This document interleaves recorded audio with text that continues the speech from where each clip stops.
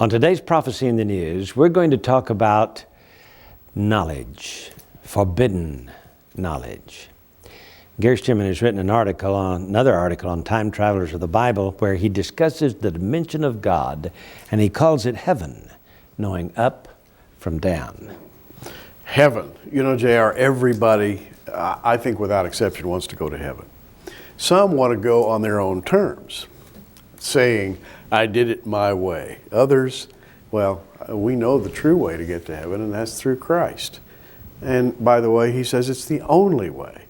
But there are men laboring in the halls of science, physicists working with exotic equipment, JR, who are trying to probe into what they call a higher dimension to obtain the knowledge that it is to be found there.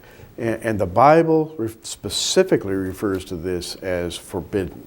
And it does it right from the very beginning, because the serpent came to the woman. And in Genesis 3:6, when the woman saw that the tree was good for food, and that it was pleasant to the eyes, and a tree desired to make one wise, and there it is, to make one wise, she took of the fruit thereof, did eat, and gave also to her husband with her, and he did eat. Well, we all know this story. God had forbidden this, as it's called, a fruit. Satan came along and said, did God forbid that? Oh, no, he didn't forbid that. Go ahead and try it, because it'll open your eyes and it'll make you like gods. And JR, I believe this is the fundamental divergence in the history of mankind. There are those, we call them the household of faith, who seek the knowledge of God legitimately. There are those of another household who seek knowledge illegitimately. Now, Gary, you talked about the forbidden fruit making one wise. Wisdom is something that the human race has strived for. I recall reading Solomon, the wisest man who ever lived. And he had so many philosophical things to say that were beyond the pale of just the physical. It had to do with a mental state, how a person reacts to other people, the choices between right and wrong, good and evil, as you put it here, knowing up from down. Knowing up from down. Yes. Now, this idea of a fruit or some kind of drug, shall we say, hallucinatory or whatever, that would cause man to be able to pierce that veil that covers us. Is there not a veil, Gary, that God has placed over the mind of man so that we cannot understand things beyond a certain level of knowledge? Exactly. And, JR, I believe that's the heart of faith. Faith is believing without ever having seen, simply because you believe that God has said it, and that's enough for you.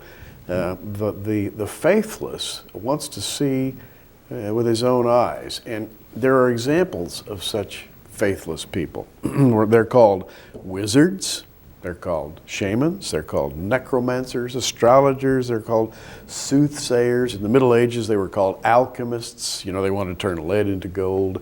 They are the mystics, the parapsychologists, they are the trance mediums.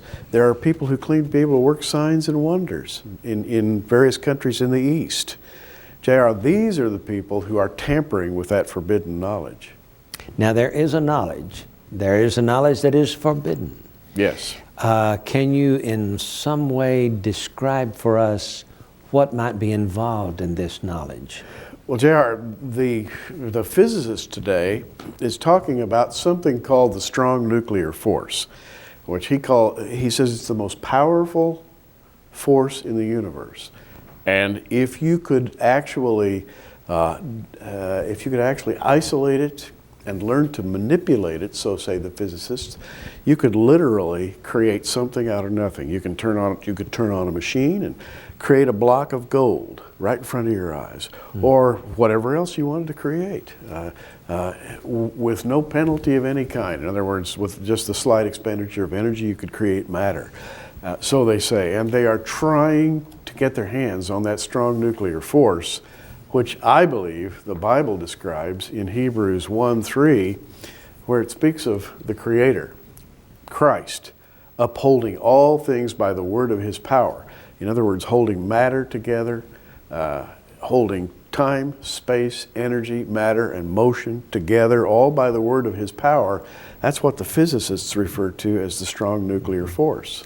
So basically, if a scientist can tap into the strong nuclear force, they can find a way by which we in this physical realm can live forever?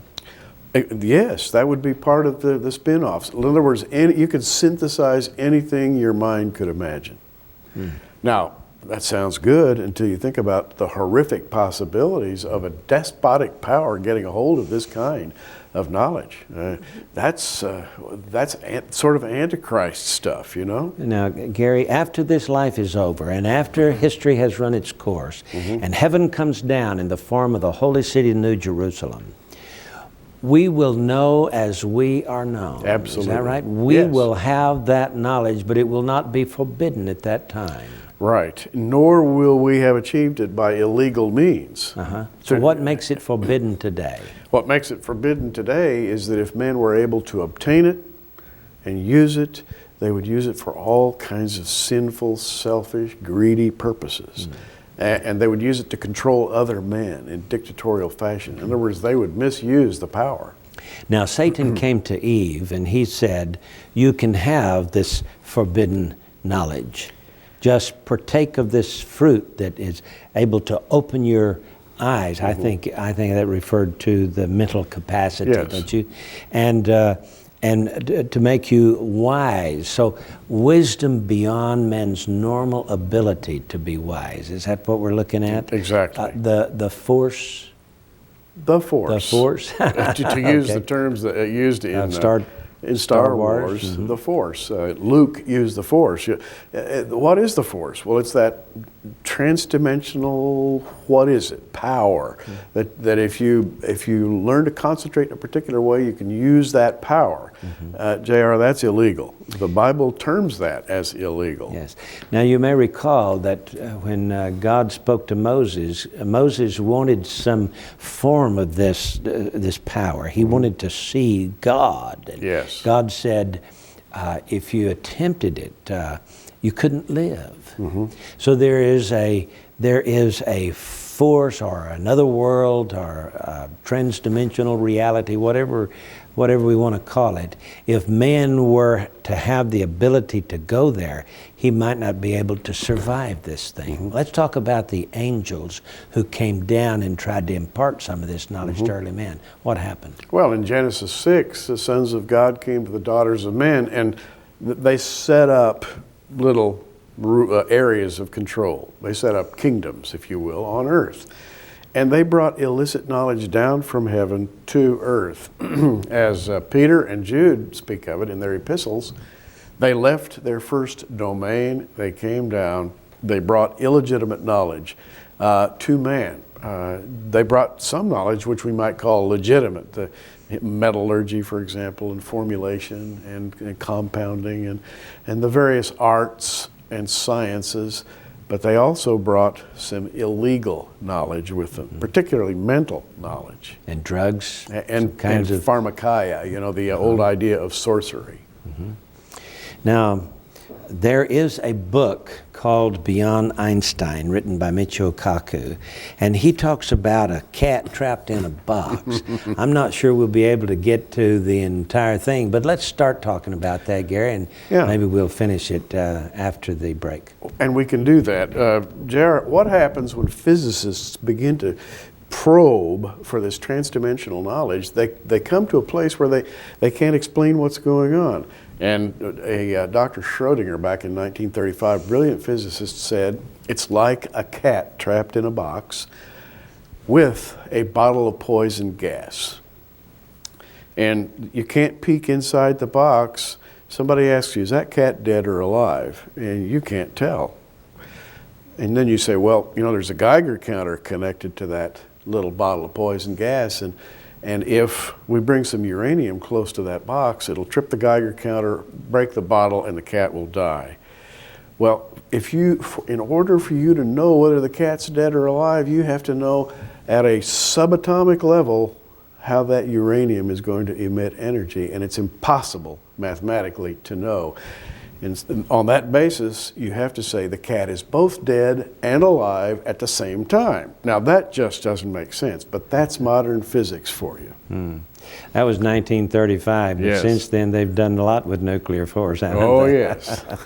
Well, we'll talk about that again when we come back in just a moment. We were talking about a cat in a box and how this nuclear force was able to break the vial and kill the cat. Now, Gary, what is that talking about? That's talking about quantum physics. Quantum physics, to make it very, very simple, is a physics that deals with particles even tinier than atomic particles, even tinier than the subparticles, the smallest thing you can imagine. And when you get down to that level of observation, that is the level of quantum physics, it's no longer possible to predict what's going on in terms of whether something will pop left or right or up or down, and therefore you're dealing with almost a spooky region. The National Institute of Science and Technology has recently published the results of an experiment which they called a cat state experiment. That's Schrodinger's cat. In which they had 6 beryllium ions, very tiny pieces of material. And these ions were spinning in both directions at the same time. Now, you can't imagine that, I can't either. But scientists say that those were in a cat state, quote unquote. They're spinning in opposite directions at the same time. Now, when tripped by a laser, if one of these 6 ions is touched by a laser beam, it reverses its direction, or it assumes a known direction. And the other 5 ions immediately begin to rotate in that same direction without being connected to the first one. What caused the others to fall in line? The thing that caused it is an unknown force at a subatomic level. And the scientists are seeking to understand this force because, JR, here's the key. If you take those ions and separate them, put them on opposite sides of the universe, trip one of them with a laser, the others will automatically follow suit instantly, even though they're separated by millions of light years. What's going on? It's called the quantum cat state. And the scientists say if we can master the use of that state and the forces involved, we can penetrate the dimensional veil. That's what this is all about. Now, in Star Trek, Yes. they could speak, though billions and gazillions of light years away from Right. Earth, they could speak to those on Earth, Sure. the general or whoever it was running the program, through a subspace and instantly talk. So they didn't have to, their transmitters didn't have to be powerful enough to make it all that distance, and they could do it instantly. This is what you're talking about. Exactly. They called it, when Kirk and Spock and Scotty and all the rest talked to people light years away without any delay whatsoever. They called that subspace radio. Well, essentially they were talking about this idea that there is a force that lies just on the other side of the veil, and it's eternal and everywhere at the same time. If person A taps into the force and person B 700 light years away taps into the force, they are instantly occupying the same time space. There's no time gap between them. Now, you've got to understand that this is real. There is a subspace, for lack of a better term. Cleve Baxter, for example, back in 1966, took a polygraph machine and he hooked it up to some plants, and he found that they could communicate. He also found, for example, by taking a little bit of extraction from inside a man's tooth, he was able to measure that man's emotions, whether he be in the next room or across town or 300 miles away. Right. and there was some kind of a connection there. Yeah, he discovered that if you connected a lie detector to a plant leaf and you disturbed the plant, it would show a reaction on the lie detector. Yeah, and if you disturb the leaf on an adjacent plant, the first plant would still show disturbance. Take that plant into the next room and disturb it, and you'd still get a reaction at the same instant. Take that plant across town and disturb it, you'd still get a reaction. And he said, there's something going on beneath the zone of everyday reality that we don't understand. It's been called clairvoyance, it's been called parapsychology, it's been called ESP, it's been called quantum physics. The Bible refers to it, J.R., as the knowledge of heaven. As Satan put it, your eyes shall be opened and you shall be as gods. You'll be able to see that state that exists just beyond the veil. Forbidden knowledge. Forbidden knowledge. You know, Gary,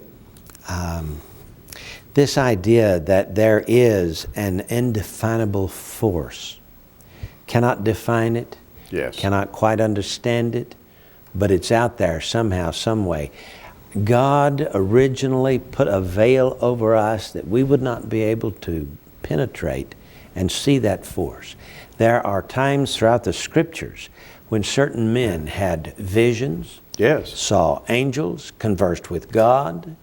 These are opportunities, shall we say, when those men went beyond this realm of existence and penetrated to see this knowledge. Well, of course, Enoch is a perfect example.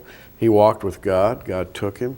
It is as though he just walked into heaven through this dimensional veil. Elijah was lifted physically into heaven. Paul said, I knew a man about 14 years ago, and he was taken up into the third heaven. And Paul said, whether in the body or out of the body, I cannot tell. But here's the thing, J.R.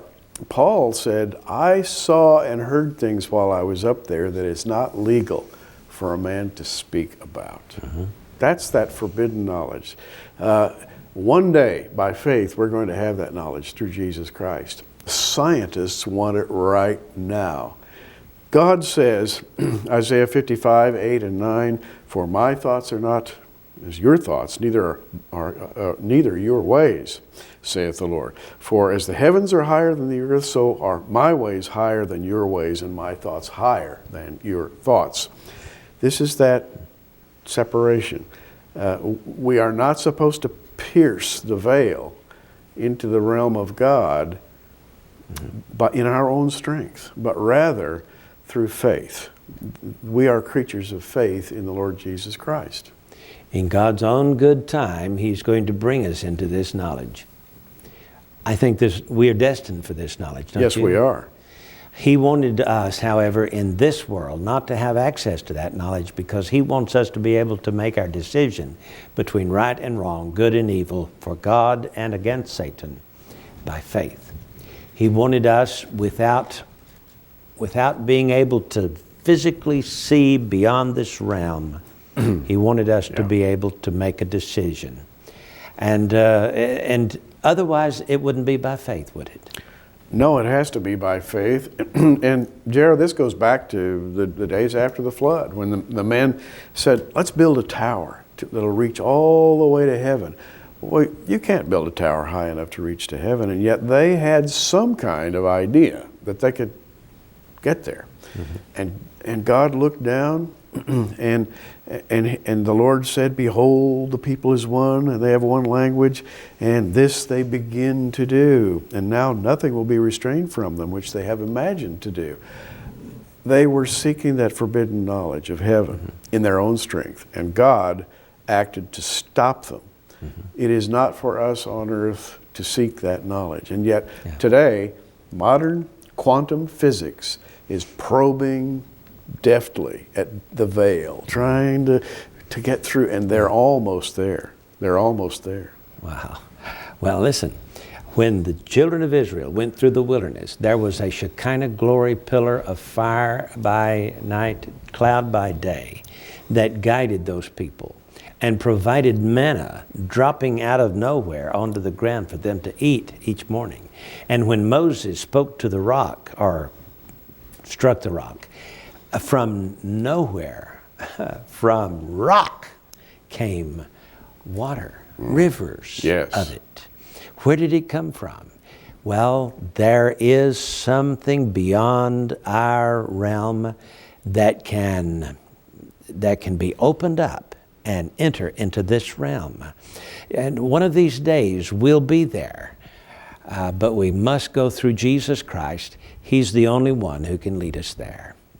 We'll be back in just a moment. The universe is a copy of the original.